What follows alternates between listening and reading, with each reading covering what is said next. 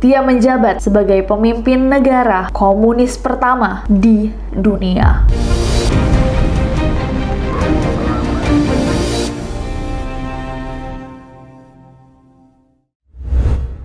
Hey guys, it's Nasi and welcome back. Kalau kalian belum subscribe ke channel ini, jangan lupa klik tombol subscribe-nya.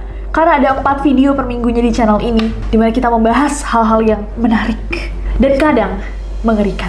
Diktator-diktator terkejam, episode Vladimir Lenin. Di episode sebelumnya kita sempat membahas tentang Adolf Hitler, sang penguasa Jerman yang sejarahnya lumayan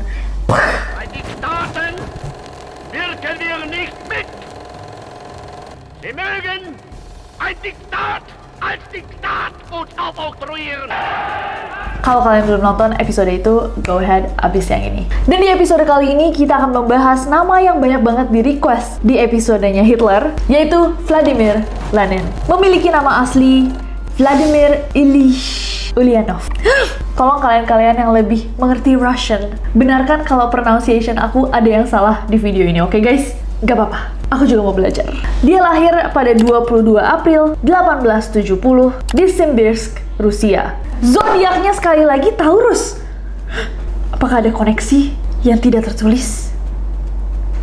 Keluarganya Vladimir ini guys, kaya raya. Keluarga yang berbudaya, yang anggota-anggotanya tuh pendidikannya tinggi-tinggi. Ayahnya adalah seorang inspektur sekolah. Jadi gak heran dong kalau Vladimir ini jadi murid yang super-super pintar dan wow di sekolah. Nah di tahun 1886, Vladimir kehilangan ayahnya. Nah somehow nih guys, gak tahu apa yang terjadi, ya mungkin karena kehilangan ayahnya itu, perilakunya tuh juga berubah. Dia sering uring-uringan, dan Vladimir mulai tidak percaya Tuhan. Belum selesai berduka atas kehilangan ayahnya, deritanya Vladimir ini kayak bertambah guys. Karena di Mei tahun 1886, di tahun yang sama, kakaknya Vladimir itu ditangkap dan dihukum gantung karena terlibat atas rencana pengeboman untuk menghabisi Tsar Alexander II. Tsar Alexander II ini adalah penguasa Rusia pada saat itu. Jadi bisa dibilang kakaknya tuh dihukum sebagai pengkhianat. Walaupun bagi Rusia kakaknya adalah pengkhianat, untuk Vladimir itu adalah kakaknya.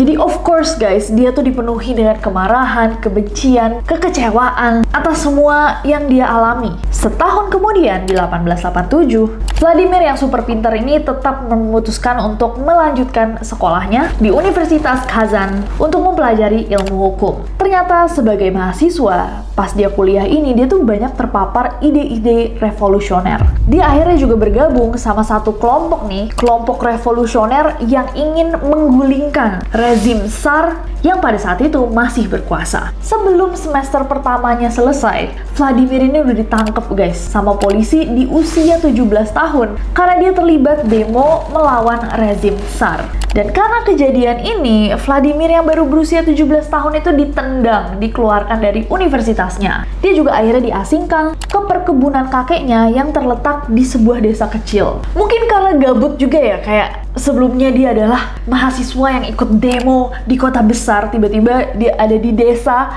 di perkebunan kakeknya. Dia mulai mempelajari studi sastra radikal, khususnya sebuah buku karya filsuf Jerman Karl Marx yang berjudul Das Kapital. Karl Marx, nama yang harus kalian simpan nih, karena mungkin muncul di Historytelling.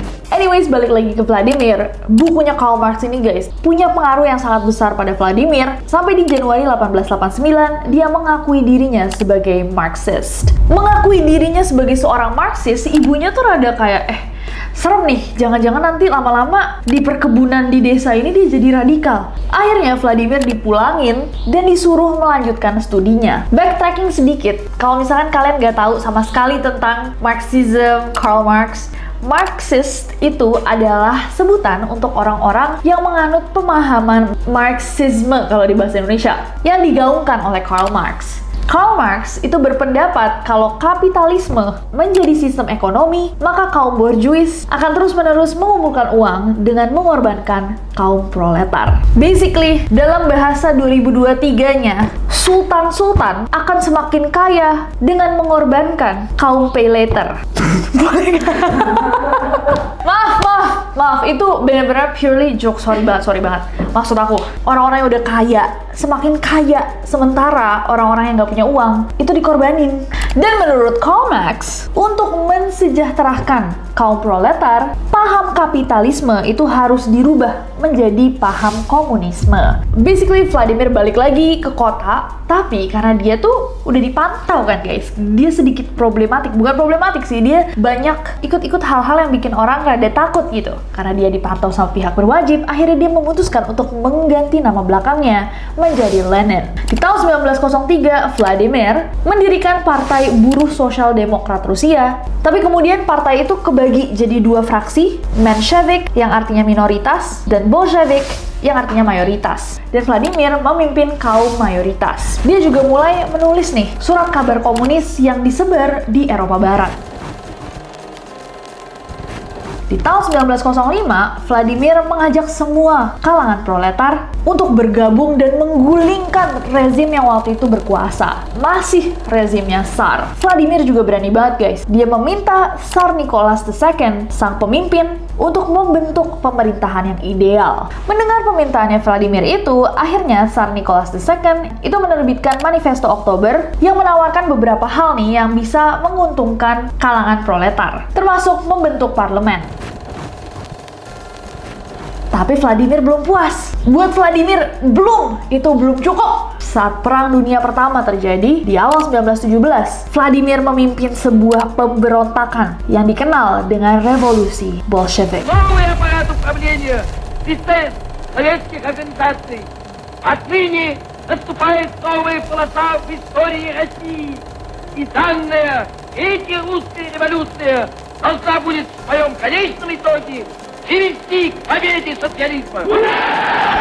Tsar Nicholas II akhirnya turun tahta dan kekaisaran yang berkuasa selama berabad-abad pun akhirnya berakhir. Rusia pun akhirnya dipimpin oleh pemerintahan sementara. Vladimir tentu tidak setuju. Kaum proletar juga mendesak pemerintahan sementara ini untuk melakukan perubahan. Vladimir Lenin diam-diam membentuk pasukan paramiliter yang diisi sama orang-orang yang mau jadi bagian secara sukarela, dan pasukannya ini bernama Red Army atau pasukan merah. Pasukannya terdiri dari para pekerja pabrik, petani, tentara, dan pelaut. Pada 7 dan 8 November 1917, ketika Bolshevik berkuasa, terjadilah revolusi kedua yang dikenal dengan nama October Revolution.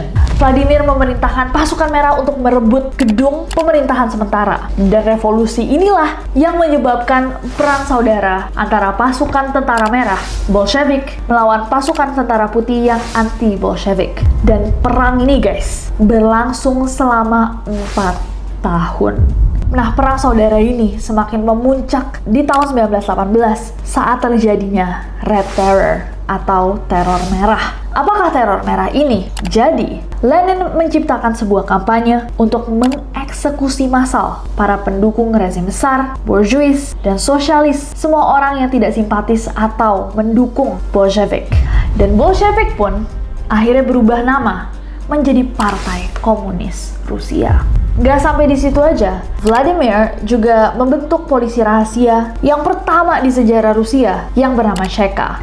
Cheka ditugaskan untuk membungkam orang-orang yang berani melawan Vladimir Lenin. Diperkirakan orang yang menjadi korbannya Cheka itu berjumlah 250.000 orang lebih. Melebihi orang-orang yang tewas bahkan di medan perang. Jadi 250.000 ini baru orang-orang yang dieksekusi karena tidak mendukung Vladimir. Belum termasuk Red Terror, belum termasuk orang-orang yang meninggal di battlefield. Pada 1922, setelah perang saudara Rusia berakhir, Vladimir Lenin sudah berhasil menguasai Rusia. Dia menjabat sebagai pemimpin negara komunis pertama di dunia. Sesaat setelah itu, Vladimir membuat perjanjian antara Rusia, Ukraina, Belarus, dan Transkaukasus yang sekarang menjadi Georgia, Armenia, sama Azerbaijan untuk membentuk Union of Soviet Socialist Republic atau yang kita kenal dengan Uni Soviet. Sayangnya baru aja nih dia menjabat sebagai orang paling berkuasa di Uni Soviet, Vladimir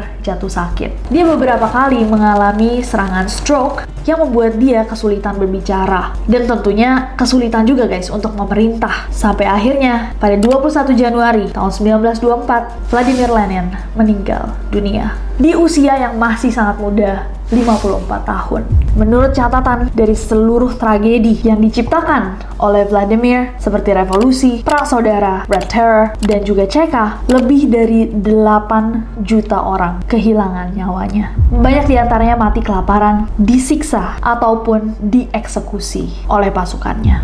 Itulah kisahnya Vladimir Lenin, pemimpin komunis pertama di dunia. Tentunya ini adalah versi singkat dari kehidupannya Vladimir Lenin yang jauh lebih kompleks. Kalau misalkan kalian mau baca tentang sejarahnya, banyak banget sources yang bisa kalian baca. Cuma kita rangkum, setidaknya di storytelling kita tuh tahu apa saja yang pernah terjadi di sejarah gitu. Menarik banget gak sih untuk dibicarakan? Adakah hal penting dari kisahnya Lenin yang mungkin kalian pernah baca sebelumnya atau pelajari sebelumnya? Aku seneng banget di storytelling tuh banyak komentar-komentar dari orang-orang yang emang suka sejarah, which I love. Kita hugs. Jadi please leave your comments down below. Dan kisahnya Lenin ini akan berlanjut ke pemimpin komunis Rusia lainnya yang dikatakan sebagai pemimpin komunis terjahat atau teriblis sepanjang masa. Siapakah dia? Pasti kalian tahu. Komen di bawah. Jangan lupa subscribe karena aku gak sabar untuk ketemu kalian lagi. Besok kita ketemu di Neror. Bye-bye.